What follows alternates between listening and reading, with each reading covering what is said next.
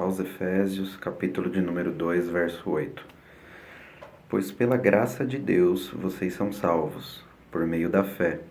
Isso não vem de vocês, mas é um presente dado por Deus. A salvação não é o resultado dos esforços de vocês. Portanto, ninguém pode se orgulhar de tê-la, pois foi Deus quem nos fez o que somos agora, em nossa união com Cristo Jesus. Ele nos criou para que fizéssemos as boas obras que Ele já havia preparado para nós. Esse texto, se lido ele só dessa forma, já é entendível de que a salvação ela é um presente dado por Deus e que não depende do que fazemos, mas sim da fé que temos nele. Só que por que hoje é difícil de entender isso? Porque a nossa mente é muito voltada ao tenho que fazer algo para ter algo. Então nós não conseguimos compreender exatamente o que quer dizer esse texto. Sempre estamos querendo fazer algo para Deus, para obter algo dele. Então aqui ele deixa claro isso. Ele fala, a salvação não é, no verso 9, o resultado dos esforços de vocês. Portanto, ninguém pode se orgulhar de tê-la. Ninguém vai poder chegar lá diante de Deus e falar, estou aqui porque fui uma pessoa boa. Estou aqui porque fiz essas coisas boas na terra. Ninguém vai poder dizer isso.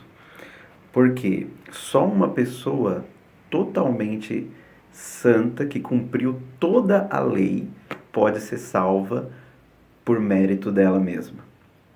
Para isso a gente vai precisar voltar um pouquinho. Conhecemos a história, Deus criou o homem, colocou no jardim, tinha ali um relacionamento diário com aquele homem. A vontade de Deus sempre foi essa, criou o homem, ele não precisava do homem, ele criou para ter um relacionamento com o homem. E o homem foi criado santo, puro, sem nenhum pecado. Deus ele tinha aquele relacionamento diário com o homem, deu uma lei para o homem, né? Falou, olha, você pode fazer tudo menos isso. Foi somente uma coisa que você não deve fazer. Porque Deus ele também não é um tipo de Deus que quer a pessoa ali fazendo tudo como se fosse um robô. Não, ele deu a liberdade. Olha, você tem outra opção. Outra opção é me desobedecer. E me desobedecendo, morrerá, não viverá eternamente. E o homem escolheu essa opção. Durante um tempo, escolheu desobedecer a Deus. Quando desobedeceu a Deus, recebeu a ordem que morreria. Porém, nós lemos que ainda Adão viveu muitos anos, fisicamente falando, mas ali ele rompeu algo espiritual, ele não tinha mais a visitação de Deus. E para o homem viver, Deus ele precisou matar um animal inocente. Matou o animal, a Bíblia não fala explicitamente matou um animal, mas fala fez roupas para Adão através de um animal. Então matou o animal e tirou o couro, a pele do animal e cobriu Adão e a Eva ali no jardim. Por que Deus fez isso? Para alguém estar diante de Deus, esse alguém precisa ser totalmente puro, santo, que era o caso de Adão.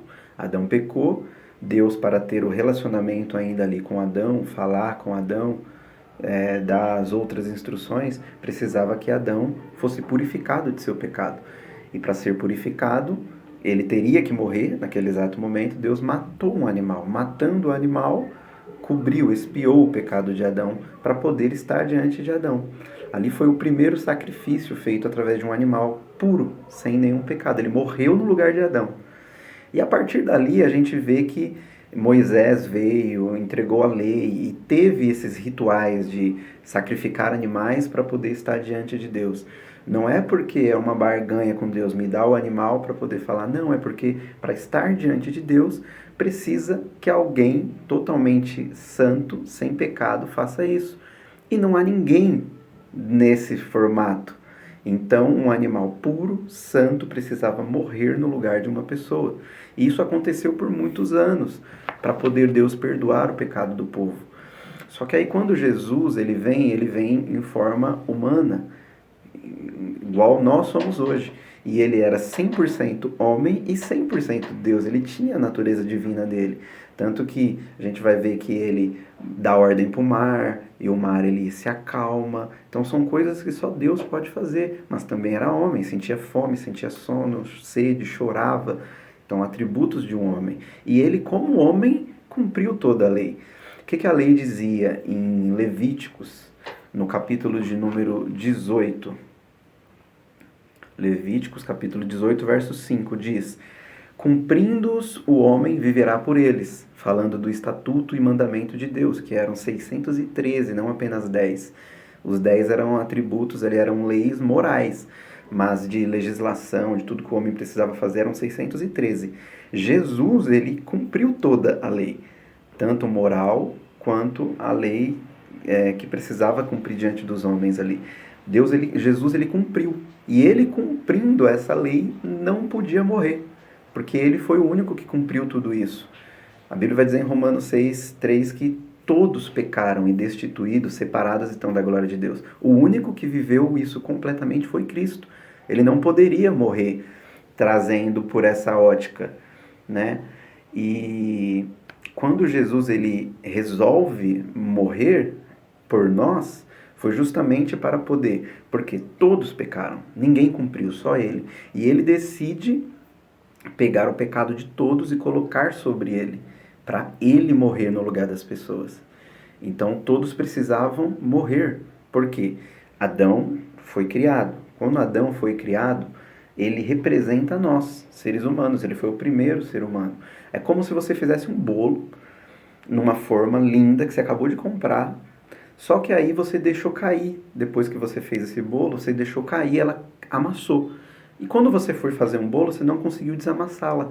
Ela continua amassada. Aquele bolo sempre vai vir com um formatinho mais amassadinho. É nós. Nós fomos criados da mesma forma, digamos assim, de Adão. Viemos com os mesmos pecados que ele teve. Pecados morais, né? Nós somos orgulhosos, somos mentirosos, nós somos o tipo de pessoa que dentro do nosso coração existem muitas coisas ruins. Isso é normal em todo ser humano. Todo ser humano tem esses atributos. E esses atributos vêm de fábrica. Conforme nós vamos conhecendo a Deus, vamos sendo transformados através do Espírito Santo e vamos conseguindo fazer coisas boas. Mas o mérito é todo de Deus e não nosso. E aí, quando nós nascemos desse jeito, nós já nascemos condenados. Porque nós já nascemos numa forma com pecado em nós. E Jesus, sabendo disso, era o único que não poderia morrer. Ele iria viver eternamente, porque cumpriu a lei. O homem viverá pela lei. E quando Jesus ele decide justamente morrer, ele não morre por ele, por causa dele, porque ele não poderia morrer. Isaías, capítulo 53, verso 4. Verdadeiramente ele tomou sobre si as nossas enfermidades e as nossas dores levou sobre si. E nós o reputávamos por aflito, ferido de Deus e oprimido. Mas ele foi ferido por causa das nossas transgressões e moído por causa das nossas iniquidades. O castigo que nos traz a paz estava sobre ele e pelas suas pisaduras fomos sarados. Aqui é Isaías profetizando sobre Cristo. Aqui ele está dizendo, olha, o castigo que nos traz a paz hoje foi por causa dele. Ele tomou sobre si os nossos pecados. Por isso que quando ele está naquela cruz ali, prestes a morrer, ele olha e fala assim, Deus meu, por que me desamparaste? Porque ali Deus desamparou, verdadeiramente. Ali Deus não estava vendo Cristo, o Filho dele. Ali ele estava vendo eu e você. Ali naquela cruz, Deus estava olhando para Jesus e não vendo mais o Filho amado, santo dele, que nunca pecou. Ele estava vendo ali estrupadores, estava vendo ali pessoas que já mataram, estava vendo ali pessoas mentirosas, adúlteras, pessoas horríveis. Ele estava vendo ali. Porque ele pegou sobre si todos os pecados e levou sobre ele. Então ali ele estava diante da ira de Deus. Por isso que ele pede para Deus, lá no Getsemane, Senhor, se possível for, passe de mim este cálice sem que eu beba. O cálice não era a morte física dele, porque ele morreu como qualquer um outro morria naquela época crucificado. Mas era a ira de Deus, o abandono. Ele nunca tinha sentido o abandono de Deus, a ira total de Deus. E ele fez isso por nós. A partir daquele momento que Jesus ele estava ali naquela cruz, ele foi totalmente abandonado por Deus. porque ali não era ele estava carregando sobre ele todos os pecados. Então foi o momento onde Deus realmente o abandonou, porque ali não era mais Cristo o que não tinha pecado. Realmente ele tinha pecado, mas não os dele, os nossos. Só que aí, quando ele morre naquela cruz, automaticamente ele vai sepultado e tudo mais. Só que aí, como a Bíblia diz que aquele que cumprir a lei não morreria, era como se fosse assim: a morte vai lá diante de Abraão, de Moisés, de todos os homens que foram fiéis ali a Deus, teve suas histórias marcadas, mas todos foram pecadores. A morte, quando encontrava com esses homens, olhava e falava: pecou, vem comigo. Tipo isso. Mas diante de Jesus, a morte não tinha poder, porque a morte só tinha poder diante de pecadores. Quando a morte chega diante dele e olha que o histórico dele era perfeito, ele cumpriu toda a lei, toda a exigência que tinha para estar diante de Deus, falou: não posso levar, porque o que ele fez foi pegar o de outras pessoas. Por isso ali foi a vitória que a igreja tem. Porque ali a morte ela não tinha poder sobre Jesus. E automaticamente ele precisou ser ressuscitado. Ele precisou voltar, porque não foi encontrado nele nenhum pecado, nenhuma culpa. E quando ele ressuscita, ali era o significado de que Deus aprovou.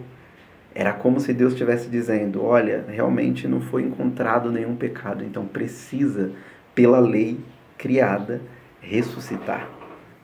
Então, se Jesus só morresse, não ia adiantar, ele tinha que morrer e ressuscitar, que é o que significa que Deus aceitou o sacrifício. E quando uma vez feito esse sacrifício, Jesus ele tem o poder de perdoar todos aqueles que nascerem antes da volta dele e essa pessoa ela reconhecer este sacrifício, que ela por si só não pode. Aí depois a gente vai ver Romanos, capítulo 1, verso 17, diz: o justo viverá pela fé. Se em Deuteronômio 18 diz: o homem viverá pela lei, pelaquilo que ele fizer, ele viverá, pela lei que ele cumprir, em Romanos já muda: o homem viverá pela fé, não é mais pela lei, não é mais pelo que faz, não é mais pelo que a pessoa faz para ser ali aceita. Não, a lei hoje é um espelho, nós olhamos para a lei e fala: é impossível segui-la. E aí vem Jesus: justamente porque você é impossível de seguir, você deve confiar em mim e acreditar que eu fiz isso em seu lugar. E nós vivemos hoje pela graça, pela fé. E aí entra o texto que lemos, porque no versículo 1 do capítulo 2 do mesmo Efésios vai dizer: antigamente, por terem desobedecido a Deus, por terem cometido pecados, vocês estavam espiritualmente mortos. Naquele tempo vocês seguiam o mau caminho deste mundo e faziam a vontade daquele que governa os poderes espirituais do espaço, o espírito que agora controla os que desobedecem a Deus. De fato, todos nós éramos como eles e vivíamos de acordo com a nossa natureza humana, fazendo o que o nosso corpo e a nossa mente queriam. Assim, porque somos seres humanos como os outros, nós também estávamos destinados a sofrer o castigo de Deus. Mas, aí tem o mas. No verso 4, a misericórdia de Deus é muito grande e o seu amor por nós é tanto que quando estávamos espiritualmente mortos por causa da nossa desobediência, Ele nos trouxe para a vida que temos em união com Cristo. Pela graça de Deus vocês são salvos. Por estarmos unidos com Cristo Jesus, Deus nos ressuscitou com Ele para reinarmos com Ele no mundo celestial. Deus fez isso para mostrar em todos os tempos futuros a imensa grandeza da sua graça, que é nossa por meio do amor que Ele nos mostrou por meio de Cristo Jesus. Pois pela graça de Deus, vocês são salvos, por meio da fé. Isso não vem de vocês, mas é um presente dado por Deus. A salvação não é o resultado dos nossos esforços, portanto, ninguém pode se orgulhar de tê-la. Hoje ninguém vai poder chegar diante de Deus e falar: olha, eu estou salvo porque eu fiz a obra. Não. Tanto que Jesus, no João capítulo 6, quando perguntam: que obra faremos? Ele fala: a obra é esta, que creiais naquele que ele enviou. Hoje precisamos apenas crer crer que Jesus morreu por nós e entregar a nossa vida a Ele. E a partir do momento que a gente crê que Ele fez isso, nós nos arrependermos de nossos pecados, a graça vem sobre nós. E aí nós vamos começar a fazer alguma coisa. No versículo de número 10, pois foi Deus quem nos fez como somos agora. Em nossa união com Cristo, Ele nos criou para que fizéssemos as boas obras que Ele já havia preparado para nós. Então, ou seja, nós não fazemos a obra, ajudamos pessoas, fazemos coisas ali para Deus no intuito de receber a salvação. Não, nós recebemos quando cremos. E a partir do momento que cremos, nos sentimos tão constrangidos com tão grande amor que vamos querer fazer alguma coisa. Porque a fé sem obras é morta, vai dizer a palavra. Então, quando fazemos, não fazemos para obter alguma coisa, nós já ganhamos só por crermos. E essa é a vontade de Deus. É que não venhamos fazer nada simplesmente para obter algo de Deus, porque Isaías também vai dizer que Deus fala assim, que as nossas obras diante de Deus são como trapos de imundícia, ou seja, eram os mesmos panos que os leprosos usavam para cobrir suas feridas, os mesmos panos que as mulheres usavam nos dias de que elas estavam impuras, né? Então, diante de Deus, as nossas obras sem Cristo não é nada. Então, precisamos nos entregar e acreditar que Ele se entregou por nós. E precisamos apenas crer, se entregar, se arrepender de nossos pecados. A fé vem pelo crer e se arrepender. E depois disso o Espírito Santo começa a fazer uma obra maravilhosa em nossa vida. Eu tenho um vídeo no nosso canal do YouTube, do Conectados em Cristo, falando exatamente sobre isso. Um vídeo de 1 hora, explicando detalhadamente. Então, se você quiser aprender mais, você vai lá no nosso canal. Amém? Que Deus abençoe. Que você possa acreditar nessa palavra e se entregar verdadeiramente a Cristo.